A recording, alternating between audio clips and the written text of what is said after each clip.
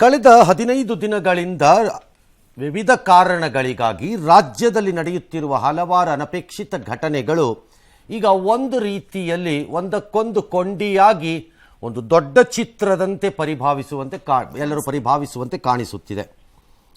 ಮೇಲಿಂದ ಮೇಲೆ ಇದು ಇಲ್ಲೊಂದಂತ ಇದ್ದರೂ ಎಲ್ಲೋ ಕೋಲಾರ, ಎಲ್ಲೋ ಚಿಕ್ಕಮಗಳೂರು, ಎಲ್ಲೋ ಮಂಗಳೂರು, ಎಲ್ಲೋ ನಾಗಮಂಗಲ, ಎಲ್ಲೋ ಚಿತ್ರದುರ್ಗ, ಎಲ್ಲೋ ಕೊಪ್ಪಳ ಅಥವಾ ಯಾದಗಿರಿ, ಈ ಥರ ಯಾವ್ಯಾವುದೋ ಊರುಗಳಿದ್ದರೂ ಯಾಕೋ ಒಂದು ಪ್ಯಾಟ್ರನ್ ಇದೆಯೇನೋ ಅಂತ ಬಹುಜನರ ಅನುಮಾನ. ಬಂಟ್ವಾಳದಲ್ಲಿ ಹಿಂದೂ ಮುಸ್ಲಿಂ ಸಂಘರ್ಷ, ಚಿಕ್ಕಮಗಳೂರದು ಡ್ಯಾಶ್ ಪ್ಯಾಲೆಸ್ಟೈನ್ ಧ್ವಜ, ಹೀಗೆ ಹಲವಾರು ಘಟನೆಗಳು. ಇದೇ ವಿಚಾರವನ್ನು ಇಟ್ಟುಕೊಂಡು ರಾಜ್ಯ ಸರ್ಕಾರದ ವಿರುದ್ಧ ಬಿಜೆಪಿ ಮುಗಿಬಿದ್ದಿದೆ. ನಿರೀಕ್ಷಿತ. ರಾಜ್ಯದಲ್ಲಿ ಅಪರಾಧಿಗಳ ಮೇಲುಗೈ ಆಗ್ತಿದೆ, ದೇಶದ್ರೋಹಿಗಳ ಮೇಲುಗೈ ಆಗ್ತಿದೆ. ದೇಶದ್ರೋಹಕ್ಕೆ ಕುಮ್ಮಕ್ಕು ಕೊಡುವ ಸರ್ಕಾರ ಬಂದಾಗೆಲ್ಲ ಇಂತಹ ಕಹಿ ಘಟನೆಗಳು ನಡೆಯುತ್ತವೆ ಅಂತ ಬಿಜೆಪಿಯ ವಾದ. ನಾಗಮಂಗಲ ಗಲಭೆಗೆ ಕೇರಳದ ನಂಟಿದೆ. ಈ ಪ್ರಕರಣವನ್ನು NIA ತನಿಖೆಗೆ ವಹಿಸಬೇಕು ಎಂದು ಪಟ್ಟು ಹಿಡಿದಿದೆ. ಮುಸ್ಲಿಂ ಕೋಮುವಾದಿಗಳಿಗೆ ಸರ್ಕಾರದ ಬೆಂಬಲ ಇದೆ. ಕೋಮುದೊಳ್ಳರಿಗೆ ಸರ್ಕಾರವೇ ಪ್ರಚೋದನೆ ಕೊಡ್ತಾ ಇದೆ ಅನ್ನೋದು ಬಿಜೆಪಿಯ ಆರೋಪ. ಪ್ಯಾಲೆಸ್ಟೀನಿಯರಿಗೂ ಅಥವಾ ಅಲ್ಲಿಯ ಸಮಸ್ಯೆಗೂ ಇಲ್ಲಿರುವ ಮುಸ್ಲಿಮರಿಗೂ ಏನು ಸಂಬಂಧ ಅಂತ ಕೇಳ್ತಾ ಇದ್ದಾರೆ. ಹಿಂದೂ ಮತ್ತು ಹಿಂದೂ ದೇವರನ್ನು ಅಪಮಾನ ಮಾಡಿದವರನ್ನು ತಕ್ಷಣ ಸರ್ಕಾರ ಗಡೀಪಾರು ಮಾಡಬೇಕು, ಅದೇ ದೇಶಕ್ಕೆ ಅವರನ್ನು ಓಡಿಸಬೇಕು, ಗಲ್ಲಿಗೆ ಏರಿಸಿ ಇಲ್ಲಾಂದರೆ ಗುಂಡಿಟ್ಟು ಸಾಯಿಸಿ ಬಿಡಬೇಕು ಅನ್ನೋದು ರೇಣುಕಾಚಾರ್ಯ ಒತ್ತಾಯ. ನಮಗೂ ಸಶಸ್ತ್ರ ಅಥವಾ ಶಸ್ತ್ರ ಹಿಡಿಯಲು ಬರುತ್ತೆ ಅಂತ ಅವ್ರದ್ದು ಎಚ್ಚರಿಕೆ. ಕಾಂಗ್ರೆಸ್ ಆಡಳಿತ ಬರುತ್ತೋ ಈ ಮುಸ್ಲಿಂ ಭಯೋತ್ಪಾದಕರಿಗೆ, ಮುಸ್ಲಿಂ ಕೋಮುವಾದಿಗಳಿಗೆ ಹಬ್ಬ, ಕೋಮುದಳ್ಳೂರಿ ಎಲ್ಲ ಕಡೆ ಪ್ರಾರಂಭ ಆಗಿದೆ. ಈ ಘಟನೆಗಳ ಆಗಕ್ಕೆ ಪ್ರಚೋದನೆ ಯಾಕೆ ಕೊಡ್ತಾ ಇದ್ದೀರಾ ನೀವು? ಆ ಸಮುದಾಯದವರು ಏನೇ ಗಲಾಟೆ ಮಾಡಿದ್ರು ಕೂಡ ಏನು ಪ್ರಕರಣನೇ ಇಲ್ಲ.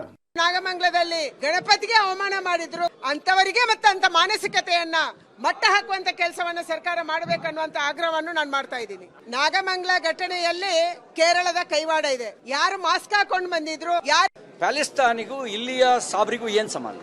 ಅಷ್ಟೊಂದು ಪ್ರೀತಿ ಇದ್ರೆ ಪ್ಯಾಲೆಸ್ತೀನಿಯರ ಬಗ್ಗೆ ಇವರು ಅಲ್ಲಿಗೆ ಹೋಗ್ಲಿ. ಯಾರ್ಯಾರು ಪ್ಯಾಲೆಸ್ತಾನಿಗೆ ಹೋಗ್ಬೇಕು ಅಂತಿದ್ದಾರೆ ಅವ್ರನ್ನೆಲ್ಲರನ್ನು ಪ್ಯಾಲೆಸ್ತಾನಿಗೆ ಉಚಿತವಾಗಿ ನಾವು ಫ್ಲೈಟ್ ಹತ್ತಿಸಿ ಕಳಿಸ್ಕೊಡೋ ಕೆಲಸ ಮಾಡ್ತೀವಿ.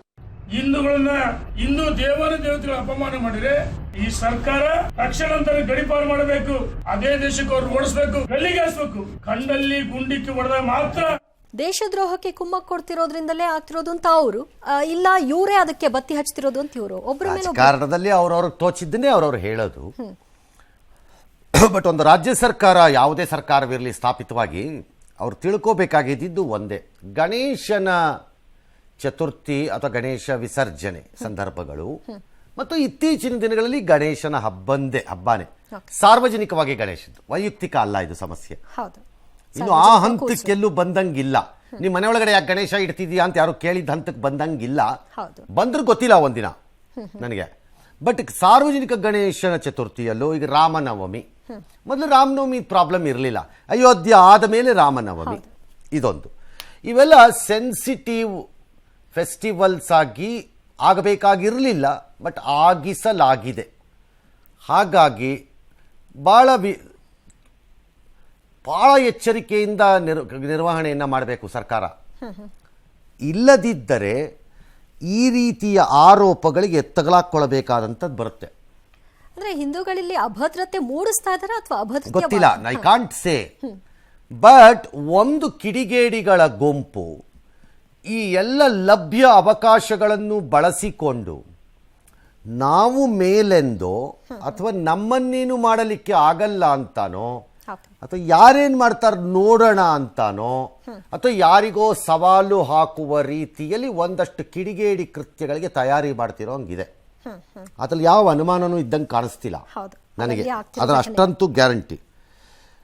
FIRಗಳನ್ನು ಹಾಕೋವಾಗ ಒನ್ ಸೈಡ್ FIRಗಳಾಗ್ತಾ ಹೋದರೆ ಅಧಿಕಾರದಲ್ಲಿರುವ ಸರ್ಕಾರ ಹೇಗೆ ಬೇಕಾದ್ರೂ ಇನ್ವೆಸ್ಟಿಗೇಷನ್ ಮಾಡ್ಬೋದು, ಏನು ಬೇಕಾದ್ರೂ ಮಾಡುತ್ತೆ, ಅದಕ್ಕೆ ಅಧಿಕಾರ ಇರುವವರೆಗೆ.